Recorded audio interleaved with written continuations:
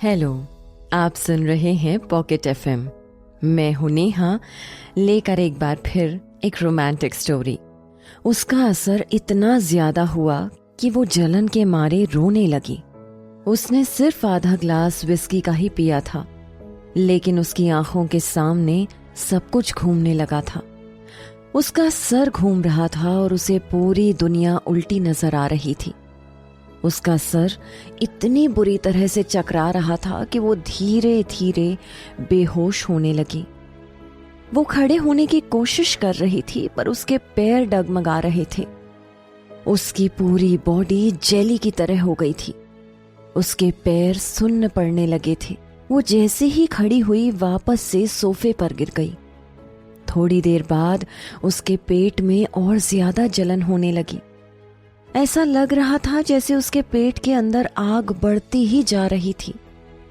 उसके माथे पर पसीना आने लगा। उसने हताश होकर टेबल के कॉर्नर को पकड़ लिया। इसमें कोई आश्चर्य नहीं था कि शराब का नशा उस पर बहुत जल्दी चढ़ गया था। उसे शराब का नशा इतना ज्यादा इसीलिए चढ़ा था क्योंकि शराब में कोई और चीज भी मिलाई गई थी।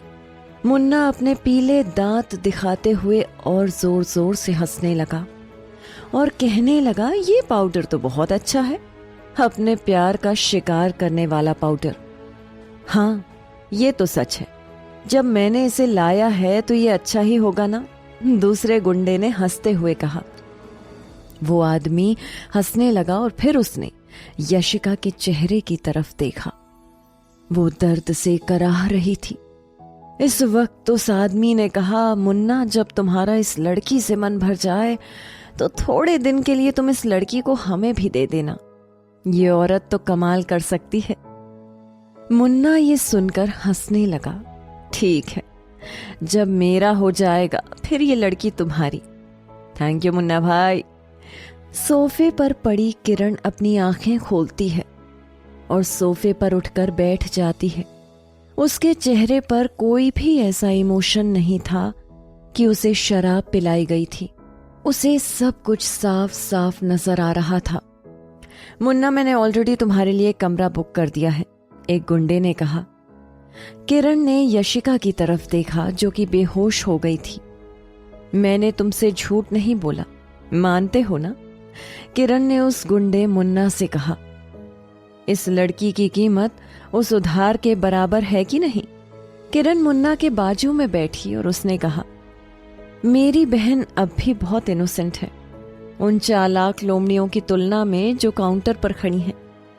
इसकी बॉडी एकदम नाजुक है। अगर तुम इसे ब्लैक मार्केट में उतार दोगे तो इसकी हर रात की कमाई लाखों की होगी। मुन्ना, तुम इन सब से बहुत पैसे कमा लोगे। हाँ, बात तो सही है, इसकी कीमत तो बहुत होगी, मुन्ना ने कहा। ओके, अब हिसाब किताब बराबर हो गया। अब तुम पर एक भी पैसा मेरा बाकी नहीं रहा। लाखों की नहीं, करोड़ों रुपए की चीज है ये लड़की, मुन्ना ने जोर से कहा और यशिका को गले लगा लिया। वो उसे देखकर संतुष्ट हो गया था। ठीक है, तुम्हारे साथ ये डील करके बहुत मजा आया, किरण ने कहा। इसे ये मत पता लगने देना कि इन सब के पीछे मेरा हाथ है, नहीं तो मेरे पापा मुझे मार डालेंगे, किरण ने कहा। मुझे समझ आ गया, चिंता मत करो, मैं अपना प्रॉमिस नहीं तोड़ूंगा, मुन्ना ने कहा। ठीक है, अब बाहर निकलो, मुझे डिस्टर्ब मत करो। मुन्ना का पूरा ध्यान अब यशिका की बॉडी पर था, तो वो क्यों किरण को किसी भी तरह का टेंशन देता? उसने सिर्फ हाँ में सर हिलाया। उससे कुछ आदमियों ने पहले ही किरण के बाहर जाने के लिए गेट खोल दिया था। अचानक से बाहर बहुत तेज हवा चलने लगी। उस हवा से खिड़की के दरवाजे खड़खड़ाने लगे। एक बहुत बुरे सपने से रिशु की नींद खुल गई। वो बेड पर बैठ गया और इधर उधर ही देखने लगा। उसकी मम्मी वहां कहीं नहीं थी। मम्मी, रिशु ने कहा। उसे ऐसा लग रहा था जैसे कुछ बहुत बुरा होने वाला था। 6 स्टार क्राउन होटल। उस रूम के अंदर सब कुछ बहुत स्टाइलिश और महंगा था। एक वीआईपी बैंक्वेट हॉल में वीआईपी टेबल पर बैठकर मानव उन पाखंडी लोगों के चेहरों को देख रहा था, जिससे उसके अंदर का गुस्सा बढ़ता ही जा रहा था। नहीं पता कैसे, पर विस्की की बोतल आधी खाली हो चुकी थी। विंडो के बाहर का आसमान काला स्याह पड़ गया था। वो थकान से नहीं बल्कि उन पाखंडी लोगों से ज्यादा परेशान हो रहा था। उसने बचे हुए वोडका को ग्लास में डाला और फिर वो खड़ा हो गया। जब बाकी लोगों ने ये देखा, वो एक दूसरे को देखने लगे और वो भी खड़े हो गए। आज रात के सेलिब्रेशन का स्टार था मानव। मानव के वहां से चले जाने का मतलब होता कि बैंक्वेट ही खत्म हो गया। मानव फाइनेंशियल एंटरप्राइज के सीईओ और डायरेक्टर होने के कारण उसका मानव एंटरप्राइज में सबसे ऊंचा स्थान था। वर्तमान समय में हो रहे इकोनॉमिक क्राइसिस के कारण कई छोटी कंपनीज मानव एंटरप्राइज के हाथ में आ गई थी। उन छोटी एंटरप्राइजेस की जिंदगी और मौत भी मानव के हाथों में थी। इसीलिए वो मानव ग्रुप के होने वाले मास्टर की तारीफ कर रहे थे और उसका पूरा ख्याल रख रहे थे।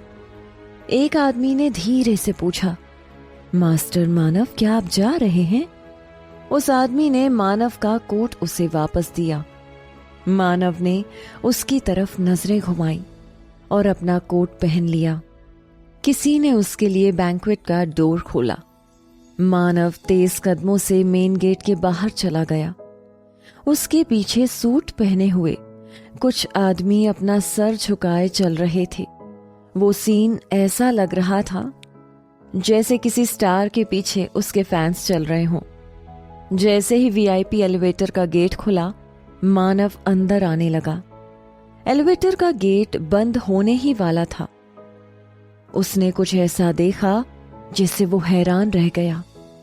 मुन्ना, जिसने अपनी बाहों में बेहोश यशिका को पकड़ा था, जल्दी से एलिवेटर से बाहर निकला। ये देखकर ही मानव सहम गया। उसने देखा कि वीआईपी एलिवेटर का डोर बंद हो रहा था। एलिवेटर डोर के क्लोज होने से पहले ही उसने देखा कि कोई उसे घूर रहा था। उसने इन सब बातों को दिल पर नहीं लिया और इसके बारे में ज्यादा नहीं सोचा। मुन्ना ने एक हाथ से यशिका को पकड़ रखा था और दूसरे हाथ से उसने डोर कार्ड से उस रूम का डोर खोला और अंदर चला गया। उसके पीछे फिर से वीआईपी एलिवेटर का डोर खुला। मुन्ना ने धीरे से कार्ड को स्वाइप किया और दरवाजे को पैर से धक्का देकर खोल दिया।